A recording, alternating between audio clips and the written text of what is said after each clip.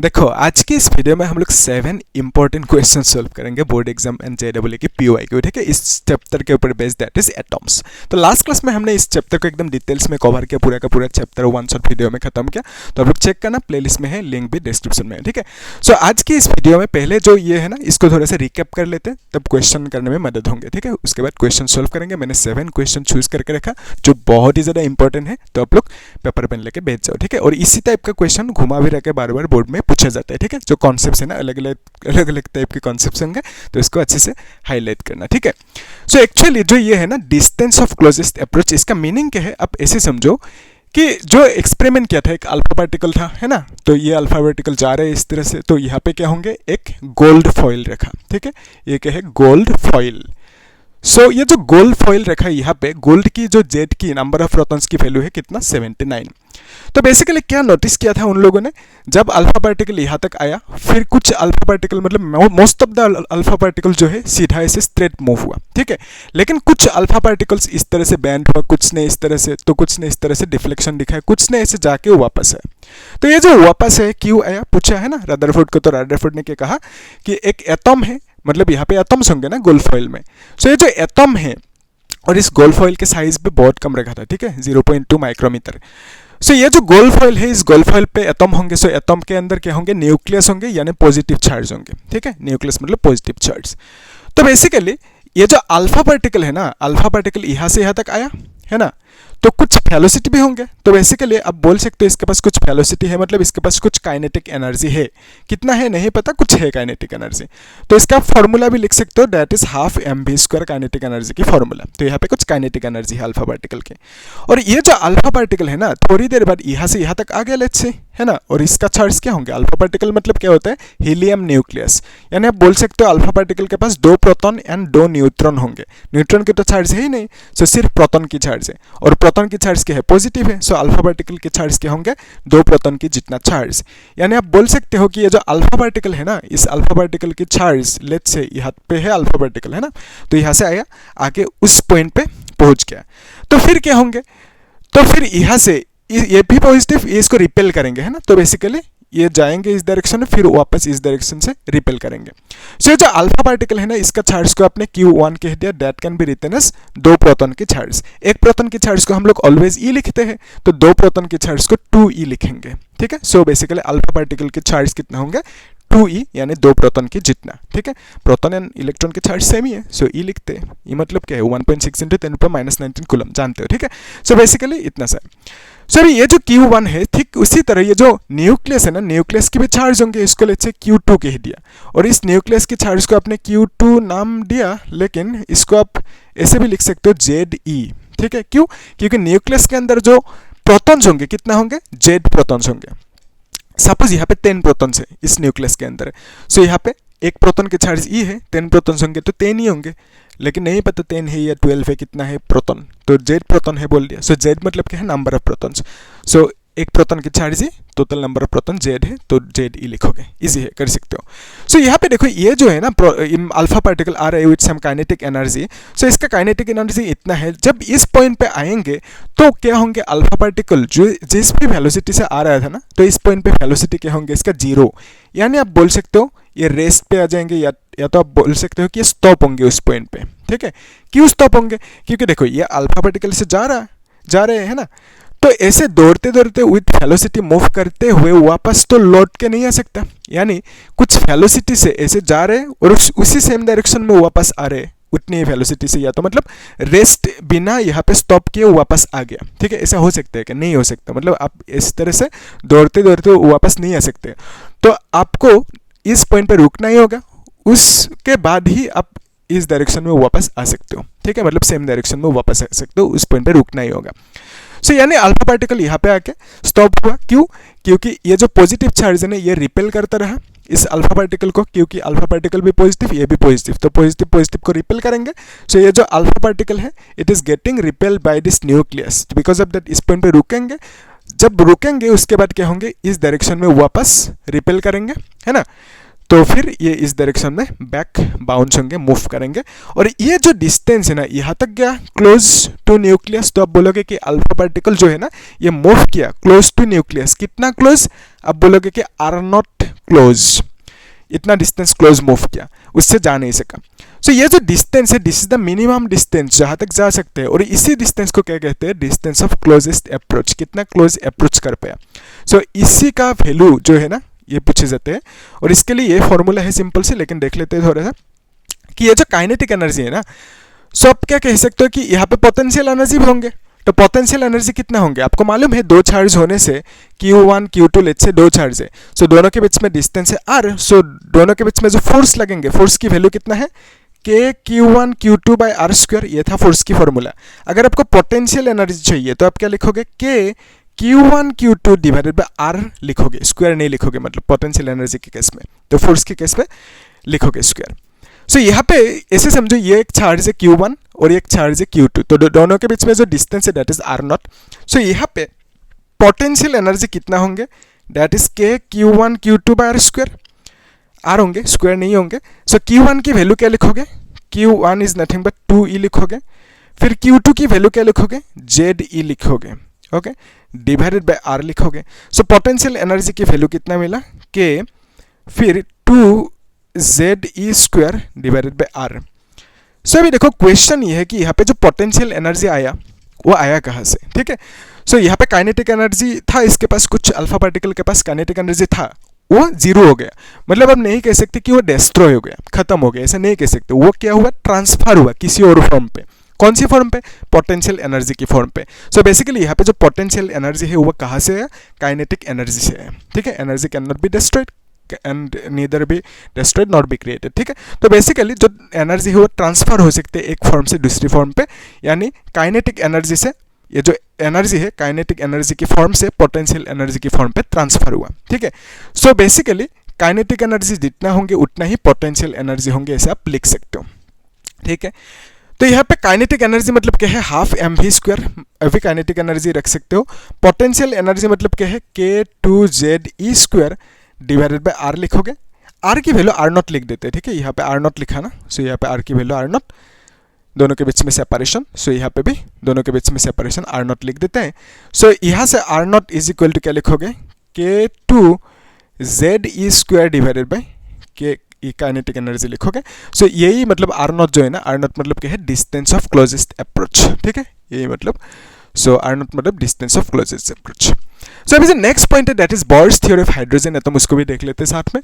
सो bourse theory देखा था last class में, अभी रिकैप कर रहे हैं। ऐसे समझो कि ये एक न्यूक्लियस है, first orbit, second orbit, third orbit, fourth orbit, fifth orbit. ठीक है, सो ये जो है ना इसको आप बोलोगे E1, इसको बोलोगे E2, इसको बोलोगे E3, इसको बोलोगे आप E4, इसको बोलोगे आप E5। ठीक है, और ये जो है ना इसी को n की वैल्यू 1, इसका n की वैल्यू 2, इसका n की वैल्यू 3, इसके लिए n की वैल्यू 4, इसके लिए n की वैल्यू क्या लिखोगे? 5। ओके, तो इस तरह से लिख सकते हो।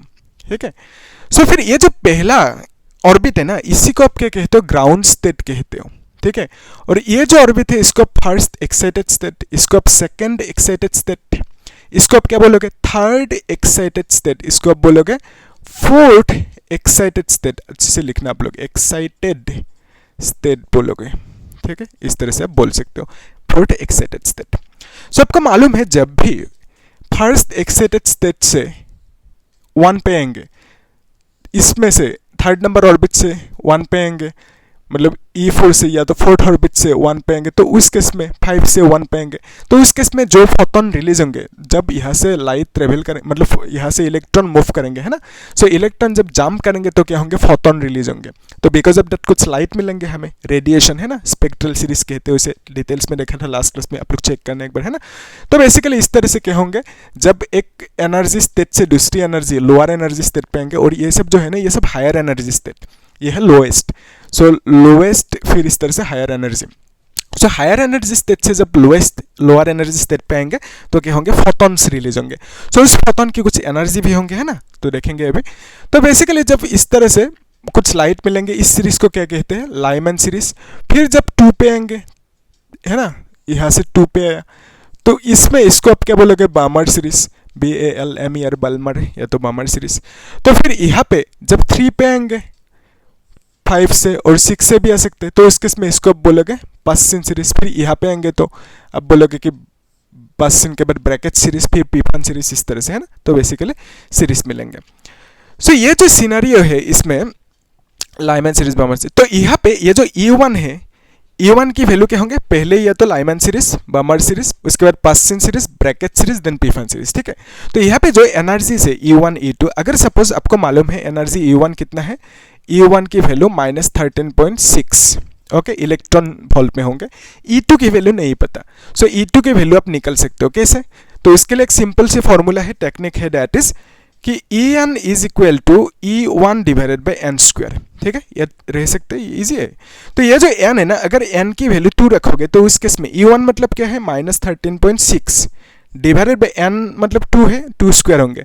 सो इसको जब डिवाइड करोगे 4 से कितना आएंगे आंसर, दैट इज 3.4 आएंगे, यस। सो 3.4 इलेक्ट्रॉन वोल्ट आएंगे। सो E2 का वैल्यू कितना मिला, 3.4 इलेक्ट्रॉन वोल्ट, माइनस में होंगे। सो E3 का वैल्यू कितना होंगे, थर्ड ऑर्बिट की जो है एनर्जी। सो E3 का वैल्यू के लिए आप क्या करोगे, यहाँ पे E1 डिवाइडेड बाय आप 3 स्क्वायर करोगे, है ना। E1 मतलब -13.6, 3 स्क्वायर मतलब 9, सो दिस इज नथिंग बट आप लिखोगे यहाँ पे ये कितना होंगे, 0.9 से डिवाइड करोगे ना, 1.51 लिखोगे इलेक्ट्रॉन वोल्ट, ठीक है। सो इसके वैल्यू 1.51 इलेक्ट्रॉन वोल्ट होंगे और माइनस में रहेंगे, ठीक है, माइनस में रहेंगे। सो बेसिकली E4 की वैल्यू कितना होंगे, E4 की वैल्यू भी निकल सकते हो, which is equal to E4 is equal to E1 divided by 4 square होंगे। सो बेसिकली -13.6 डिवाइडेड बाई 16 होंगे, विच इज इक्वल टू -0.85 होंगे इलेक्ट्रॉन वोल्ट। तो यहाँ पे 0.585 इलेक्ट्रॉन वोल्ट होंगे, ओके, -0.85 इलेक्ट्रॉन वोल्ट। सो यहाँ पे E5 का वैल्यू कितना होंगे, अभी निकल के बोलो मुझे, ठीक है, 0.5 होना चाहिए आई गेस, अभी निकल के बोलो, ठीक है। सो इस तरह से, तो अभी जो नेक्स्ट है ना, दैट इज, ये तो हो गया फॉर्मूला, ओके। सो नेक्स्ट जो है वेव नंबर, इसको भी क्विकली देख लेते हैं, है ना, वेव नंबर की कॉन्सेप्ट। तो एक्चुअली ऐसे समझो, ये जो है ना फॉर्मूला, लास्ट वेव नंबर के फॉर्मूले, ये क्या देंगे आपको, वेव लेंथ की वैल्यू, ऐसे समझो। ये है एक nucleus, first orbit, second orbit, third orbit, ठीक है। सो इसका जो एनर्जी है E1, इसका एनर्जी E2, इसका energy E3। So let's say एक इलेक्ट्रॉन है जो यहाँ पे था, ये इलेक्ट्रॉन आया कहाँ तक, यहाँ तक आया लेट्स से, ठीक है। सो एनर्जी थर्ड से मतलब आया 1 तक। तो यहाँ पे क्या होंगे, फोटोन रिलीज होंगे।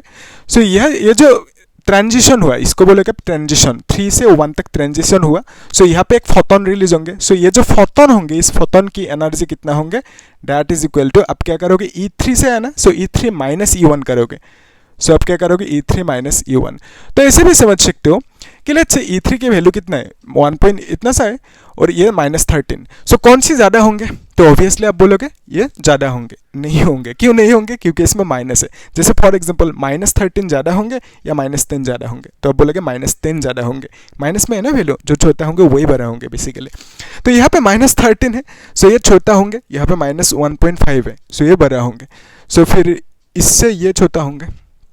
तो बेसिकली यहाँ पे इस तरह से इंक्रीज हो रहे हैं। तो अभी हम लोग वैल्यूज को पॉजिटिव में ऐसे ही समझने के लिए कंसीडर करते हैं। लेट्स से ये है 5 जूल, ऐसे ही मान लिया, इलेक्ट्रॉन वोल्ट में होंगे। यहाँ पे इलेक्ट्रॉन वोल्ट मतलब क्या है, एनर्जी का यूनिट है इलेक्ट्रॉन वोल्ट। वो छोटी छोटी एनर्जी को मेजर करने के लिए यूज करते हैं इलेक्ट्रॉन वोल्ट यूनिट, है ना। लेकिन जब बिगर एनर्जी होंगे, बिगर यूनिट चाहिए, तो उस केस में आप जूल यूज करोगे। सो इलेक्ट्रॉन वोल्ट मतलब स्मॉलर एनर्जी को डिनोट करते हैं। सो ये जो है ना 5 जूल यहाँ पे लेट्स से कंसीडर किया, तो इसमें लेट्स से 10 जूल एनर्जी है, इसमें लेट्स से 20 जूल या तो 15 जूल एनर्जी। सो इस तरह से इंक्रीज होते जाएंगे। सो ये ग्राउंड स्टेट पे एनर्जी कम होंगे, इसमें एनर्जी कम है ना, तो इस तरह से इंक्रीज हो रही है एनर्जी, है ना। तो अभी देखो इस केस में जो यहाँ से यहाँ तक ट्रांजिशन किया ना, तो आप बोलोगे कि E3 से मूव किया, ट्रांजिशन किया E1 तक। सो यहाँ पे जो ट्रांजिशन जो हुआ यहाँ पे, ये ट्रांजिशन E3 से E1 तक हुआ।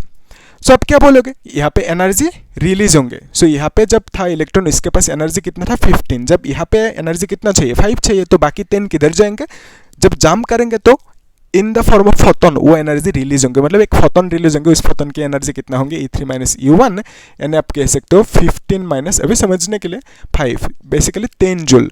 सो ये जो फोटोन रिलीज होंगे, इसकी एनर्जी कितना होंगे 10 जूल, ठीक है। और यहाँ से आप इस फोटोन की वेवलेंथ एंड जो न्यू है फ्रीक्वेंसी वो निकाल सकते हो कैसे, E इज इक्वल टू क्या है, E is equal to H nu, this is equal to E3 minus E1 लिख सकते हो। So nu is equal to क्या लिखोगे, E3 minus E1 divided by H. तो न्यू मतलब ऐसे भी लिख सकते हो C by lambda which is equal to E3 minus E1 divided by H लिखोगे। So from here upside down कर सकते हो, लैम्डा इज इक्वल टू इसको ऊपर नीचे कर सकते हो। सो यहाँ से लैम्डा भी निकल सकते हो मतलब, ठीक है। अभी देखेंगे किस तरह के क्वेश्चन पूछे जाते हैं ना। सो यहाँ पे लैम्डा एंड न्यू जो है फ्रीक्वेंसी है इस फोटोन के निकल सकते हो। क्वेश्चन में पूछेंगे आपको शॉर्टेस्ट वेवलेंथ निकालो, लॉन्गेस्ट वेवलेंथ निकालो, देखेंगे है ना। तो उसमें से क्वेश्चन पूछे जाते हैं, मतलब हर बार मैंने देखा है ना। सो यहाँ पे जो ट्रांजिशन हुआ E3 से E1 तक हुआ, सो आप क्या बोलोगे, 3 से 1 तक हुआ ना। सो ये जो 3 है इसको आप बोलोगे जहाँ से आते हैं ना उसको आप N2 की वैल्यू, यहाँ पे जो N2 है ना, N2 मतलब क्या है, जहाँ से आएंगे। तो N2 की वैल्यू क्या लिखोगे, 3 लिखोगे, मतलब 3 से आया। फिर N1 की वैल्यू क्या लिखोगे, दैट इज 1 लिखोगे क्योंकि 2 तक आया है ना, 2 पे आया। तो बेसिकली फाइनली जहाँ पे आया उसको N1 कहोगे। सो यहाँ पे आप ऐसे ही लिख सकते हो, N1 मतलब फाइनली जहाँ तक आया, N2 मतलब इनिशियली जहाँ से आ रहे हैं, ठीक है। सो बेसिकली यहाँ पे आया ना, तो इसको आप कौन सी सीरीज बोलोगे, वो है लाइमैन सीरीज, ठीक है। फर्स्ट में आने से लाइमैन सीरीज यानी ग्राउंड स्टेट पे आने से लाइमैन सीरीज। तो ये जो N2 इज इक्वल टू 3 है, N1 इज इक्वल टू 1 है, इस तरह से ट्रांजिशन हुआ। तो आप क्या लिखोगे, nu bar is equal to 1 by lambda is equal to R. फिर यहाँ पे क्या लिख सकते हो, 1 बाई N1 की जगह पे आप 1 लिखोगे माइनस N2 की जगह पे 2 स्क्वायर। सो इसको आप क्या लिख सकते हो, this is equal to R, तो इट इज अ 4 होने से ये 3 होंगे ना, फिर यहाँ पे 4 होंगे। So basically lambda is equal to 4/3 into R लिखोगे नीचे, ठीक है। सो इसको आप कैलकुलेट कर सकते हो। सो 4 है नीचे 3 इंटू आर मतलब रिडबर्ग कांस्टेंट, इसका एक फिक्स वैल्यू है व्हिच इज 1.1 इंटू 10⁻7। सो कुछ आंसर आएंगे बेसिकली है ना। तो लैम्डा की वैल्यू ऐसे आप निकल सकते हो, फाइन। वह तो या तो ऐसे भी लिख सकते हो, मतलब जिस हिसाब से कंडीशन दे है ना, तो कर सकते हो। तो ये था मतलब कॉन्सेप्ट। अभी हम लोग क्वेश्चन सॉल्व कर लेते हैं, तब ज़्यादा आसानी से क्लियर होंगे, ठीक है। सो जो पहला क्वेश्चन है ना उसको एक बार ट्राई करो आप लोग, ठीक है। उसके बाद क्या करना, सॉल्यूशन को देखना है ना। अगर नहीं कर पाए तो कर पाओगे, क्यों नहीं कर पाओगे, है ना। अभी तो स्मार्ट बन चुके हो आप लोग, है ना। कॉन्सेप्ट देख लिया आपने, तो अब ट्राई करो, है ना। उसके बाद देखना। ये क्वेश्चन 2022 बोर्ड में पूछा गया था। क्या पूछा कि a narrow beam of protons, okay, कुछ प्रोटॉन्स है, it's having 4.1 MeV energy is approaching a sheet of lead, okay। so ऐसे समझो कि एक sheet of lead है, ठीक है। ये क्या है, lead की एक sheet है। so Z की वैल्यू कितना होता है lead की, that is 82 देकर रखा क्वेश्चन में। Calculate the speed of A proton in the beam. so एक प्रोटॉन है, ये एक प्रोटॉन है, ठीक है। so ये प्रोटॉन ऐसे आ रहे हैं इस तरह से, ठीक है। so हमें पूछा जो स्पीड होंगे, ऑब्वियसली इसके पास कुछ काइनेटिक एनर्जी होंगे। इस प्रोटॉन की कितना है, 4.1 MeV। सो इसको आप कैसे लिख सकते हो, इलेक्ट्रॉन वोल्ट में है ना। सो इसको आप जूल पे लिखना होगा। कैसे लिखोगे, आपको मालूम है 1 इलेक्ट्रॉन वोल्ट मतलब कितना होता है, 1.6 इंटू 10⁻⁻19 जूल होता है, ठीक है। सो यहाँ पे 4.1 मेगा है।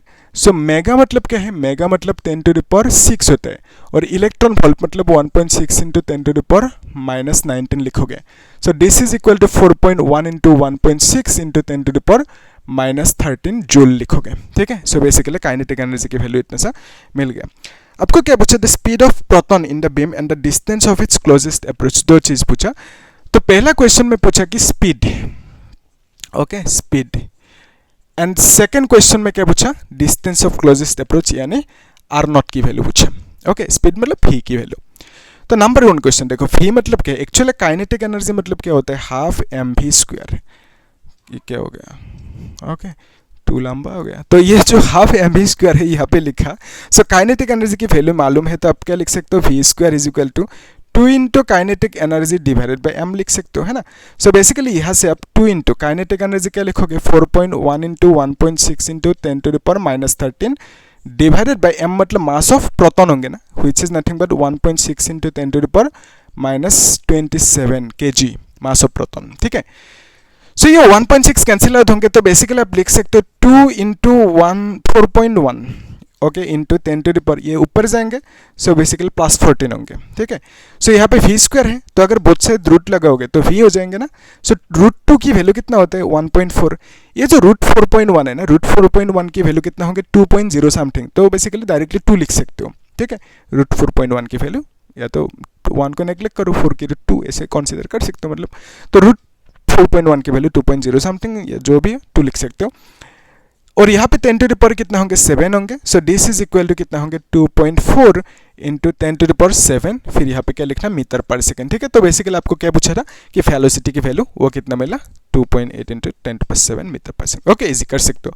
सो अभी क्या चाहिए आर नॉट की वैल्यू, आर नॉट की वैल्यू के लिए क्या करोगे नंबर 2, आर नॉट की वैल्यू के लिए क्या करोगे, यहाँ पे देखो एक्चुअली यहाँ पे एटम्स होंगे है ना, तो आप ऐसे कंसीडर करो कि एक एटम कंसीडर किया और यहाँ पे एक न्यूक्लियस है, ठीक है। सो ये जो प्रोटॉन है ना, ये प्रोटॉन ऐसे जा रहे हैं, सो ये प्रोटॉन ऐसे जा रहे हैं है ना, यहाँ तक आया लेट्स से, सो यहाँ तक आया प्रोटॉन, तो ये जो डिस्टेंस है ना, इस डिस्टेंस को आप क्या बोलोगे, दैट इज आर नॉट बोलोगे, ठीक है। सो इसी आर नॉट की वैल्यू चाहिए कितना होंगे। सो ये जो प्रोटॉन है यहाँ तक आया, इसके पास कुछ काइनेटिक एनर्जी होंगे है ना, तो काइनेटिक एनर्जी कितना 4.1 मेगा इलेक्ट्रॉन वोल्ट। सो प्रोटॉन यहाँ तक जब आएंगे तो यहाँ पे वेलोसिटी 0 होंगे, क्योंकि वो रिपेल करते रहेंगे ना, तो जाने नहीं देंगे, 0 कर देंगे वेलोसिटी, फिर वापस भेजेंगे इसको। सो बेसिकली ये जो है ना प्रोटॉन यहाँ तक आगे, इसमें जो चार्ज होंगे प्रोटॉन के उसको Q1 कह देते हैं, विच इज ई। प्रोटॉन की चार्ज कितना होता है प्लस ई, इलेक्ट्रॉन की चार्ज जितना, और ये न्यूक्लियस है तो न्यूक्लियस की चार्ज कितना होंगे Q2 कह देते हैं, that is equal to nucleus में जितना प्रोटॉन है इंटू ई लिखोगे है ना। सो सपोज 10 प्रोटॉन है ना, तो ये लीड है, सो यहाँ पे 82 प्रोटॉन है इस न्यूक्लियस में, सो एक प्रोटॉन की चार्ज ई होता है, तो 82 इंटू ई लिखोगे, यानी जेड लिख दिया 82 मतलब, ठीक है, नंबर ऑफ प्रोटॉन्स होता है जेड। सो ये तो मिल गया। अभी देखो यहाँ पे जो काइनेटिक एनर्जी है ना, दैट इज इक्वल टू क्या लिखोगे पोटेंशियल एनर्जी। सो यहाँ पे पोटेंशियल एनर्जी कितना होंगे निकल लेते हैं। So potential energy is equal to K Q1 Q2 divided by R लिखोगे फॉर्मूला। के मतलब क्या है अभी नहीं लिखते, Q1 मतलब क्या लिखोगे ई लिखोगे, Q2 मतलब क्या लिखोगे जेड ई लिखोगे, डिवाइडेड बाय आर नॉट लिखोगे, ओके दोनों के बीच में सेपरेशन। सो बेसिकली आपको मालूम है कि kinetic energy is equal to potential energy, so आप लिख सकते हो K Z E square divided by R naught, ठीक है, 2 बार के क्यों लिखा मैंने, लिखा किसको पूछा मैंने ओके तो यहाँ पे क्या लिखोगे कि मतलब K Z E square divided by R naught लिख दिया, सही है यहाँ तक, ठीक है, पोटेंशियल एनर्जी। सो अभी देखो ये जो काइनेटिक एनर्जी है ना, that is equal to potential energy आप लिख सकते हो है ना, क्यों लिख सकते हो क्योंकि वही काइनेटिक एनर्जी पोटेंशियल एनर्जी पे कन्वर्ट होंगे है ना। So kinetic energy is equal to potential energy की वैल्यू कितना है Z E square by R naught, तो यहाँ से आपको क्या चाहिए आर नॉट की value which is equal to K Z E square divided by kinetic energy लिखोगे है ना। सो यहाँ पे देखो ये जो है ना के की वैल्यू क्या लिखोगे 9 into 10 to the power 9, Z मतलब क्या लिखोगे दैट इज 82, ई मतलब charge of electron 1.6 into 10 to the power minus 19 coulomb, divided by kinetic energy कितना होंगे 4.1 मेगा इलेक्ट्रॉन वोल्ट है ना, 1.6 into 10 to the power minus 13 लिख सकते हो, ठीक है। सो ये लिख दो वहाँ पे काइनेटिक एनर्जी की जगह पे। सो इसको आप कैलकुलेट कर सकते हो है ना, तो 1.6 को कैंसिल आउट कर सकते हो और यहाँ पे स्क्वायर होंगे ना, फिर इसको आप थोड़ा बहुत इधर उधर करना है ना, तो बेसिकली 2 से कैंसिल आउट कर सकते हो, पावर को एडजस्ट कर सकते हो, और ये जो है ना 19 से ये मल्टीप्लाई होंगे, स्क्वायर नहीं होंगे, ठीक है। So it will become 19 into 2 which is minus 38 होंगे, सो इस तरह से कर सकते हो है ना। सो इसको कैलकुलेट करने के बाद कुछ आंसर आएंगे, तो कितना आएंगे आंसर आप लोग बोल सकते हो मुझे, या मैं ही लिख देता हूँ यहाँ पे, कितना आएंगे 28.8, ओके 28.8 आएंगे। So 28.8 into 10 to the power minus 15, और यहाँ पे क्या लिखोगे metre, and this is nothing but 28.8 femtometre भी लिख सकते हो, ठीक है। ये जो क्लोजेस्ट अप्रोच की डिस्टेंस होंगे आर नॉट की वैल्यू वो कितना मिला 28.8 फेम्टोमीटर, ओके 10 टू पावर माइनस 15 मतलब फेम्टोमीटर होते हैं। जानते हो आप ये जो कॉन्सेप्ट है ना कि जैसे 1 मिलीमीटर होता है, तो इसको आप क्या लिखते हो 10 टू पावर माइनस 3 मीटर लिखते हो, ठीक है। सो 1 सपोज माइक्रोमीटर है, इसको आप लिखते हो 10 to the power minus 6 metre. 1 nanometre है, इसको आप क्या लिख सकते हो 10 to the power minus 9 metre. 1 suppose picometre है, तो आप क्या लिखते हो 10 to the power minus 12 metre. 1 suppose femtometre है, तो आप लिखोगे 10 to the power minus 15 metre. और एक स्पेशल है 1 एंगस्ट्रॉम, इसको आप क्या लिखोगे 10 to the power minus 10 metre लिखोगे, ठीक है। सो मतलब काम की चीज़ है, ऑप्शन में इस तरह से फेम्टोमीटर में देंगे तो कन्वर्ट करना होगा, ठीक है। तो ये जी कर सकते हो है ना। तो ये तो हो गया। अभी नेक्स्ट जो क्वेश्चन है उसे सॉल्व कर लेते हैं। तो एक बार एक काम करो, ये जो है ना इसको नोट करके रखो, नेक्स्ट क्वेश्चन को खुद ट्राई करो एक बार, ठीक है। उसके बाद सॉल्यूशन को देखना, ठीक है। ट्राई करो। ये क्वेश्चन 2022 बोर्ड में पूछा गया था। क्या पूछा? इन गीगर मार्सदेन एक्सपेरिमेंट, मतलब वो जो रादरफोर्ड की एक्सपेरिमेंट था उसी को गीगर मार्सदेन एक्सपेरिमेंट कहते हैं, या तो अल्फा पार्टिकल एक्सपेरिमेंट भी कहा जाता है। ठीक है, एक्चुअली गीगर एंड मार्सदेन दो स्टूडेंट्स थे, जूनियर थे, वो इनके क्या नाम थे? रादरफोर्ड। ठीक है, मतलब एसोसिएट्स कह सकते हो, उनके साथ काम करते थे।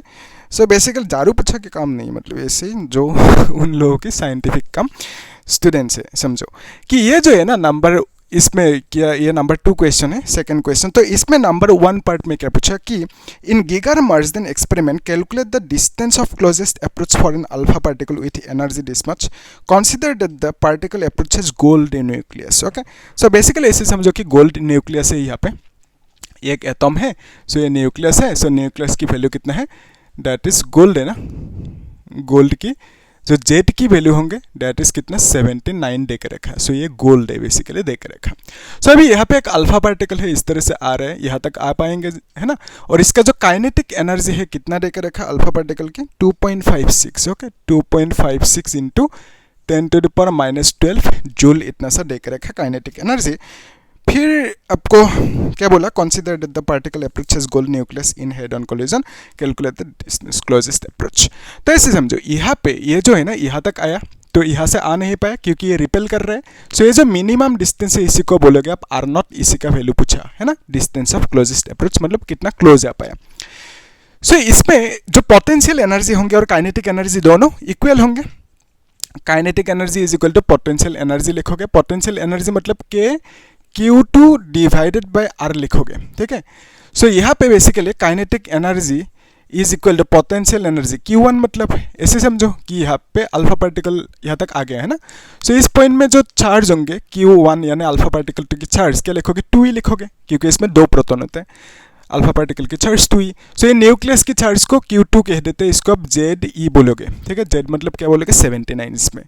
सो ये जो Q1 है ना, Q1 की जगह पे आपने क्या लिखा? 2e लिखा, और यहाँ पे Q2 की जगह पे क्या लिखा? ZE लिखा, डिवाइडेड बाई R0 लिखोगे। ठीक है, सो बेसिकली इसको आप कैसे भी लिख सकते हो, मतलब जो है ना kinetic energy 2ZE² divided by R0, और काइनेटिक एनर्जी को नीचे लेके हो, मतलब क्रॉस मल्टीप्लाई कर सकते हो। सो R0 नीचे काइनेटिक एनर्जी को लेके, ठीक है, इस तरह से कर सकते हो।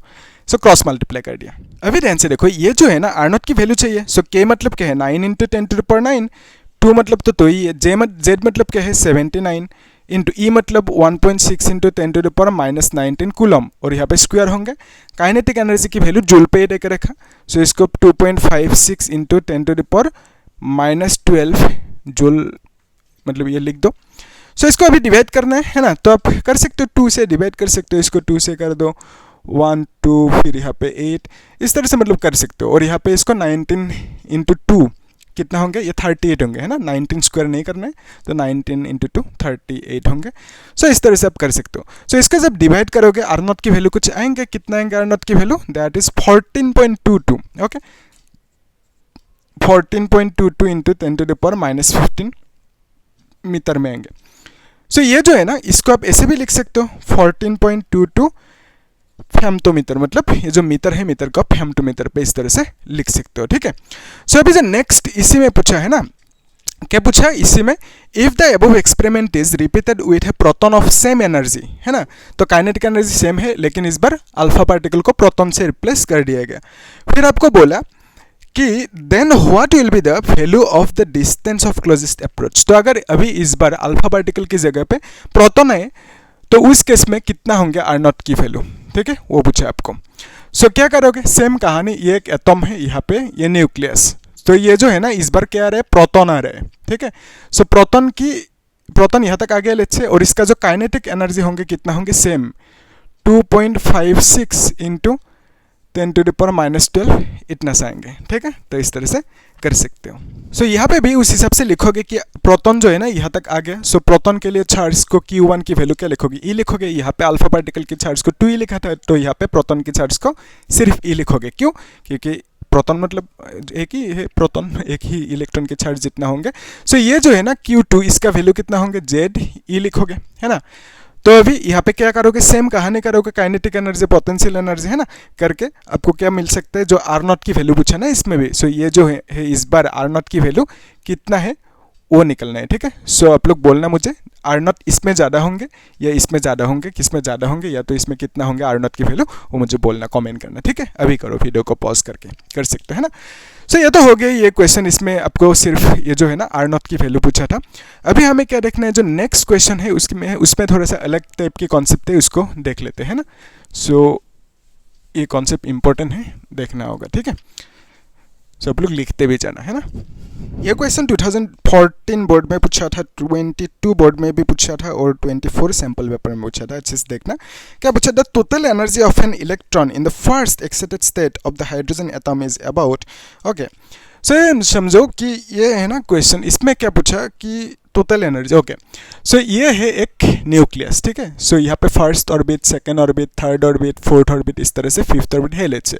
सो इसमें जो एनर्जी है इसको E1 बोलोगे, E2 बोलोगे, इसको E3 बोलोगे, इसको, है ना। सो इसमें जो एनर्जी है E4, इसको बोलोगे E5 एनर्जी, इस तरह से आप बोल सकते हो, ठीक है। सो अभी देखो आपको पूछा what is the kinetic energy of the electron in this state, कौन सी स्टेट में, फर्स्ट एक्साइटेड स्टेट। ध्यान से देखना, फर्स्ट एक्साइटेड स्टेट मतलब क्या है। सो इसको आप बोलोगे ग्राउंड स्टेट, इसको आप बोलोगे फर्स्ट एक्साइटेड स्टेट, इसको सेकंड एक्साइटेड स्टेट, इसको थर्ड एक्साइटेड स्टेट, इसको fourth excited state, okay. So ये जो है ना सेकंड क्वेश्चन में बोला कि total energy of an electron in the first excited state. So इसमें इलेक्ट्रॉन है, सो इस इलेक्ट्रॉन की जो टोटल एनर्जी है दैट इज E2, इसका वैल्यू कितना है, -3.4 इलेक्ट्रॉन वोल्ट दे के रखा क्वेश्चन में, ओके। ये तो दे के रखा आपको। फिर नंबर ए पार्ट में क्या पूछा, what is the kinetic energy of the electron in this state. So इस इलेक्ट्रॉन की काइनेटिक एनर्जी भी होंगे इस स्टेट पे, कितना है वैल्यू, वो पूछा ए पार्ट में। सो बी पार्ट में क्या पूछा, बी पार्ट में पूछा what is the potential energy of the electron in this state. So B part में पूछा इसी स्टेट में ये जो है ना पोटेंशियल एनर्जी इलेक्ट्रॉन की कितना होंगे, वो पूछा। टोटल एनर्जी मतलब क्या है, ये जो इलेक्ट्रॉन है इसका टोटल एनर्जी इतना, total energy consist of kinetic energy and potential energy. So आपको पूछा इसका काइनेटिक एनर्जी भी होंगे, पोटेंशियल एनर्जी भी होंगे, कितना होंगे वही फाइंड आउट करने थे, ठीक है। सो आपको सिर्फ इलेक्ट्रॉन के टोटल एनर्जी देकर रखा, आपको पूछा kinetic energy and potential energy. फिर सी पार्ट जो है ना वो आप लोग मुझे खुद बोलना कमेंट में, ठीक है। सो इसको पहले समझ लो।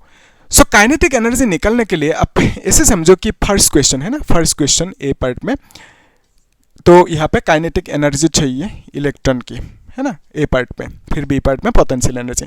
सो इसके लिए आप एक काम करो, ये जो है ना न्यूक्लियस और ये फर्स्ट ऑर्बिट और ये सेकंड ऑर्बिट है ना, तो इसको आप बोलोगे फर्स्ट एक्साइटेड स्टेट। तो इसमें जो एनर्जी होंगे that is E2 which is equal to -3.4 joule electron volt, ठीक है, सही है। सो अभी देखो इसको आप राउंड ऐसे इमेजिन भी कर सकते हो, नहीं करने से भी कोई दिक्कत नहीं। तो बेसिकली इलेक्ट्रॉन कहाँ पे है, इलेक्ट्रॉन यहाँ पे है, ठीक है। और ये जो इलेक्ट्रॉन है ना ऐसे रोटेट कर रहे हैं, तो सेंटर की तरफ एक फोर्स लगेंगे, नाम क्या है उसका, सेंट्रीपिटल फोर्स। और ये जो सेंट्रीपिटल फोर्स है कौन प्रोवाइड कर रहे हैं, बेसिकली ये जो क्या है, ये है न्यूक्लियस। तो न्यूक्लियस के पास चार्ज होता है पॉजिटिव, सो पॉजिटिव इलेक्ट्रॉन क्या है नेगेटिव, तो इसको अट्रैक्ट करते रहेंगे विथ सम फोर्स। इसी को आप क्या कहते हो, कूलम्ब फोर्स, है ना। तो बेसिकली यहाँ पे कूलम्ब फोर्स भी लग रहे हैं, है ना। तो सेंट्रीपिटल फोर्स जो प्रोवाइड कर रहे हैं, एक्चुअली आइडिया जो है ना दैट इज जब भी कोई चीज रोटेट करते हैं तो उसके ऊपर एक सेंट्रीपिटल फोर्स डेवलप होता है। क्वेश्चन इज वो सेंट्रीपिटल फोर्स आया कहाँ से। सो आप बोलोगे कि यहाँ पे सेंट्रीपिटल फोर्स प्रोवाइड किसने करवाया, कूलम्ब फोर्स ने, यानी ये जो न्यूक्लियस अट्रैक्ट कर रहे हैं ना अपनी डायरेक्शन में सेंटर की तरफ, सो उसी अट्रैक्टिव फोर्स को आप बोलोगे कि कूलम्ब फोर्स, और वही फोर्स प्रोवाइड कर रहे हैं क्या, सेंट्रीपिटल फोर्स को प्रोवाइड कर रहे हैं, ठीक है। तो बेसिकली आप बोल सकते हो कि this centripetal force is equal to coulomb force, simple बोल सकते हो। सो आप सिंपल लिख दो कि centripetal force is equal to coulomb force, ठीक है, क्योंकि बोर्ड ने कहा हमें कि ये जो सेंट्रीपिटल फोर्स होंगे ना वही कूलम्ब फोर्स होंगे, ठीक है, या तो कूलम्ब फोर्स जो होंगे वही सेंट्रीपिटल फोर्स होंगे, फाइन। सो ये जो Fc है, Fc मतलब सेंट्रीपिटल फोर्स, तो आप क्या लिख सकते हो, centripetal force is nothing but mv² divided by radius. तो इसका एक मास भी होंगे इलेक्ट्रॉन की, और इसका एक वेलोसिटी भी होंगे, लीनियर वेलोसिटी, जब रोटेट करेंगे ना लीनियर वेलोसिटी होंगे। सो दोनों के बीच में डिस्टेंस भी होंगे, r कह दिया डिस्टेंस को लेट्स से। और यहाँ पे कूलम्ब फोर्स कितना होंगे, आपको मालूम है कूलम्ब फोर्स दो चार्ज होने से Q1 Q2 दो चार्ज है, R सेपरेशन। सो यहाँ पे कूलम्ब फोर्स क्या लिखोगे, coulomb force is equal to K Q1 Q2 divided by R² लिखोगे, ठीक है। ये है फॉर्मूला कूलम्ब फोर्स के लिए, अभी ध्यान से देखो, ये क्या है, ये एक हाइड्रोजन है। सो हाइड्रोजन के केस में जेड की वैल्यू कितना होता है, 1 होता है। सो इसका जो चार्ज है इसको Q1 कह देते हैं, इस न्यूक्लियस की मतलब चार्ज को। सो आप क्या लिखोगे, जेड ई लिखोगे, है ना। तो बेसिकली सिर्फ ई लिखोगे, क्यों, क्योंकि यहाँ पे जेड की वैल्यू 1, हाइड्रोजन की जेड की वैल्यू 1 होता है। सो यहाँ पे सिर्फ एक ही प्रोटॉन है क्योंकि हाइड्रोजन है। सो चार्ज कितना होंगे, ई जितना होंगे, एक प्रोटॉन। सो बेसिकली ये जो इलेक्ट्रॉन है इसका चार्ज को Q2 कह दिया, इसका चार्ज की वैल्यू को -e कह दो आप, ठीक है, कोई दिक्कत नहीं, -e कह दिया, क्यों, क्योंकि एक इलेक्ट्रॉन है, इलेक्ट्रॉन की चार्ज माइनस में होता है। सो कूलम्ब की जो ये फॉर्मूला है इसको आप क्या लिखोगे, K Q1 बार स्क्वायर है ना, कूलम्ब फोर्स। सो K तो K ही रखो, Q1 मतलब क्या लिखोगे, E लिखोगे, फिर Q2 मतलब क्या लिखोगे, -e नहीं लिखना, ई ही लिखना, क्यों, क्योंकि कूलम ने कहा था यहाँ पे मैग्नीट्यूड लेना होता है, ठीक है, इस तरह से मैग्नीट्यूड लेना होता है। तो मैग्नीट्यूड लेने से माइनस जो है ना वो हट जाएंगे, प्लस हो जाएंगे। फिर नीचे क्या लिखोगे, R square. So separation is R, तो यहाँ पे आर स्क्वायर लिखो। सो ये आर कैंसिल आउट होंगे, from here you can say M V square is equal to K square divided by R लिखोगे। सो यहाँ से देखो, ये जो है ना, यहाँ पे अगर आप हाफ मल्टीप्लाई करोगे तो यहाँ पे भी करना होगा हाफ, है ना। सो बेसिकली यू कैन से this is nothing but this is what, this is kinetic energy, ठीक है, इज इक्वल टू, इसको आप क्या लिखोगे, K स्क्वायर बाई 2r। इसको आप T भी कह सकते हो, इसे नाम दे दिया, मतलब बार बार लिखने से अच्छा है एक T नाम दे दिया आपने इसको, है ना। सो काइनेटिक एनर्जी आपने T कह दिया। अभी ध्यान से देखना, सो यहाँ पे जो इलेक्ट्रॉन है, इस इलेक्ट्रॉन की काइनेटिक एनर्जी T है, इतना सा मिला मतलब। सो इसका पोटेंशियल एनर्जी कितना होंगे उसको भी देख सकते हैं। So potential energy is equal to क्या लिखोगे, वही formula Q1 Q2 by R square, R होंगे स्क्वायर नहीं।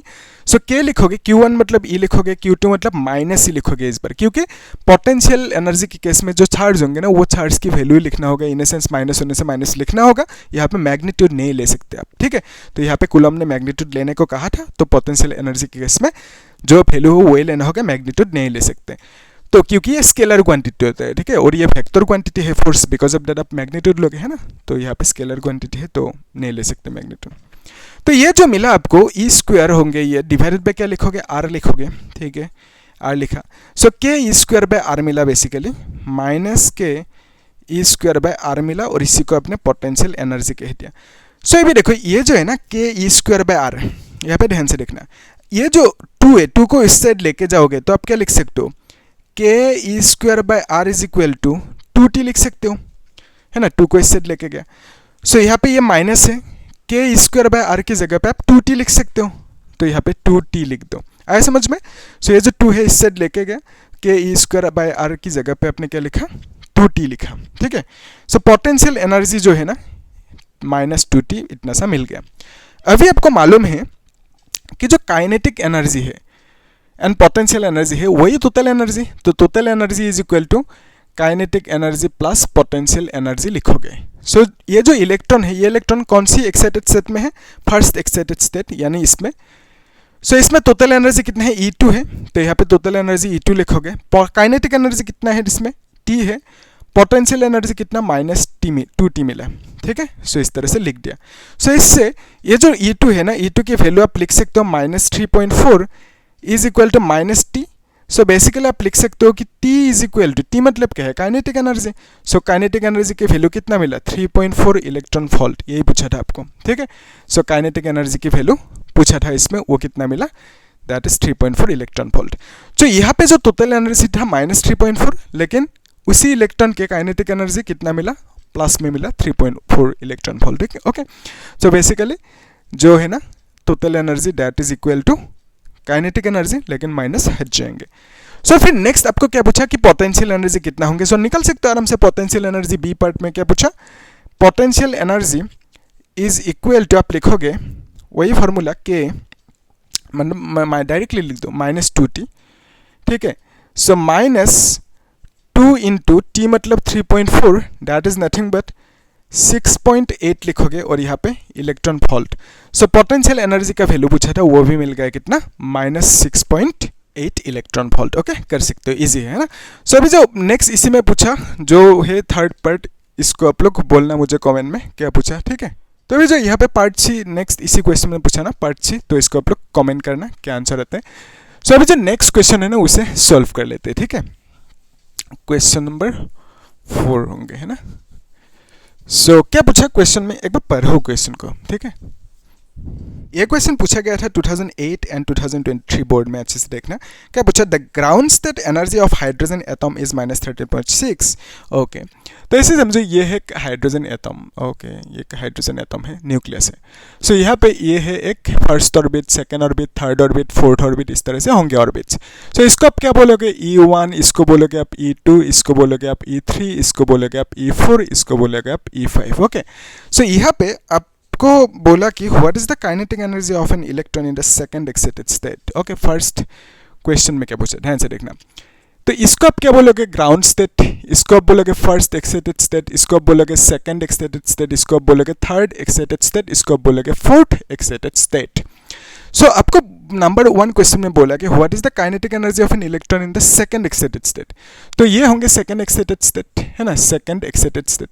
सो इसमें E3 की वैल्यू कितना है, E3 की वैल्यू दैट इज आप निकल सकते हो -1.51, है ना, दैट इज -13.6, -3.4, -1.5। नहीं तो उस फॉर्मूले से भी कर सकते हो, E1 डिवाइडेड बाई n², है ना, ऐसे कर सकते हो। सो यहाँ पे जो एक इलेक्ट्रॉन है, मतलब सेकंड एक्साइटेड स्टेट में जो इलेक्ट्रॉन है, सो उस इलेक्ट्रॉन के काइनेटिक एनर्जी कितना होंगे वो पूछा आपको, ठीक है।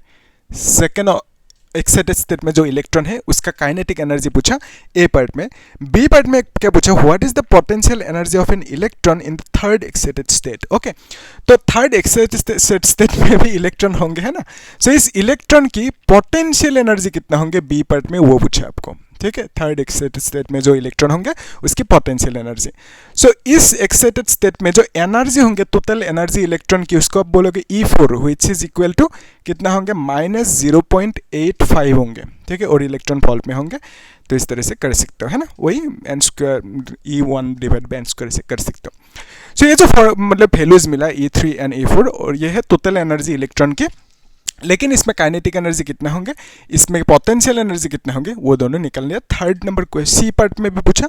सी पार्ट में क्या पूछा, if the electron jumps to the ground state from the third excited state. Okay, so third excited state कौन सी है, फर्स्ट सेकंड थर्ड, ये है थर्ड एक्साइटेड स्टेट। सो यहाँ पे एक इलेक्ट्रॉन है समझो। सो इलेक्ट्रॉन ने जंप किया, ग्राउंड स्टेट तक आया, ठीक है। सो इसने जंप किया। सो जंप जब करेंगे तो क्या रिलीज होंगे, तो रिलीज होंगे फोटोन। सो ये जो फोटोन होंगे, इस फोटोन की कुछ एनर्जी होंगे, यानी इसके कुछ वेवलेंथ भी होंगे। सो आपको निकलने क्या दिया, जब जंप करेंगे थर्ड एक्साइटेड स्टेट से ग्राउंड स्टेट तक, तो आपको निकलने दिया calculate the wavelength of the photon emitted. So ये जो फोटोन इमिट हुआ इसका वेवलेंथ होंगे लैम्डा, इस लैम्डा की वैल्यू आपको निकलने दिया। सो कैसे निकालोगे, एक चीज़ देखो, यहाँ से यहाँ तक जंप किया ना, सो इसमें जो एनर्जी रिलीज होंगे that energy is equal to, कहाँ से जंप किया, थर्ड से, तो थर्ड एक्साइटेड स्टेट से, यानी इसमें एनर्जी कितनी है, E4 है। सो आप क्या करोगे, E4 से जहाँ तक जंप किया 1 तक किया, सो E4 से E1 को माइनस करोगे, E4 माइनस E1, तब आपको क्या मिलेंगे, दिस इज द एनर्जी। ये एनर्जी किसका है, फोटोन की एनर्जी, जो फोटोन रिलीज होंगे उसका एनर्जी होंगे ना, कितना होंगे, E4 minus E1। So this is the energy of photon, release photon. So यहाँ से आपको लैम्डा की वैल्यू चाहिए, आराम से निकल सकते हो, निकलेंगे। तो पहले नंबर ए क्वेश्चन में क्या पूछा कि काइनेटिक एनर्जी चाहिए, ठीक है, और कौन सी ये है ऑर्बिट, थर्ड ऑर्बिट है, लेकिन सेकंड एक्साइटेड स्टेट है, ठीक है। सो इसमें देखो, अब ऐसे ड्रॉ कर सकते हो ना, ये है nucleus, first orbit, second orbit, ठीक है। या तो आप ऐसे बोल सकते हो, this is ground state, first excited state, and this is second excited state, यानी इसका वैल्यू होंगे E3 which is equal to -1.51, ठीक है, electron volt, and this is ground state, first and second excited state. So ये है second excited state. अभी देखो, ये जो है ना, इस तरह से ऑर्बिट को कंप्लीट भी कर सकते हो, नहीं करने से भी होगा। तो बेसिकली ये क्या है, एक न्यूक्लियस है, और यहाँ पे इलेक्ट्रॉन होंगे, लेट्स से ये एक इलेक्ट्रॉन है। सो ये जो इलेक्ट्रॉन है इसको न्यूक्लियस क्या करते रहेंगे, ये न्यूक्लियस भी पॉजिटिव है, सो इसको खींचते रहेंगे विथ अट्रैक्टिव फोर्स, जिसको आप कूलम्ब फोर्स बोलोगे, और ये रोटेट कर रहे हैं, बिकॉज ऑफ दैट आप बोलोगे कि सेंट्रीपिटल फोर्स भी होंगे सेंटर की तरफ, तो FC कह दिया, और दोनों के बीच में जो डिस्टेंस होंगे R कह दिया। सो इसका जो चार्ज है इसको Q1 कह दिया। सो ये हाइड्रोजन एटम है, तो Z की वैल्यू 1 होंगे। सो हाइड्रोजन एटम के केस में न्यूक्लियस में क्या होंगे, एक ही प्रोटॉन, सो चार्ज Q1 की वैल्यू E होंगे। और ये इलेक्ट्रॉन है, सो इसका जो चार्ज होंगे Q2 कह देते हैं, इसका वैल्यू -E होंगे, ठीक है। सो अभी देखो, ये जो दोनों फोर्सेस है इक्वल होंगे, मतलब coulomb force will provide the centripetal force. So आप लिख सकते हो coulomb force is equal to centripetal force, या तो centripetal force is equal to coulomb force जैसे लिखना है लिखो। तो ये जो सेंट्रीपिटल फोर्स है ना, this is equal to mv square by R, and coulomb force क्या है, k q1 q2 divided by R square, ठीक है। सो यहाँ पे k q1 मतलब क्या है, q1 मतलब अब लिखोगे e, q2 मतलब क्या लिखोगे, माइनस ही नहीं लिखना, सिर्फ ई लिखना, क्योंकि कूलम फोर्स है, मैग्नीट्यूड लेना है, ठीक है। सो फिर यहाँ पे नीचे आर स्क्वायर लिखोगे, एक काम कर सकते हो आर कैंसिल आउट भी कर सकते हो, है ना। सो बेसिकली ये जो है ना M V square is equal to K E square divided by R मिला, आर कैंसिल आउट हुआ। सो अगर यहाँ पे हाफ मल्टीप्लाई करोगे तो यहाँ पे भी करोगे हाफ, तो बेसिकली आपको क्या मिला, kinetic energy is equal to K E square divided by twice R, इसी को आपने लेट से टी कह दिया, ठीक है। सो टी कह दिया इस तरह से, फाइन।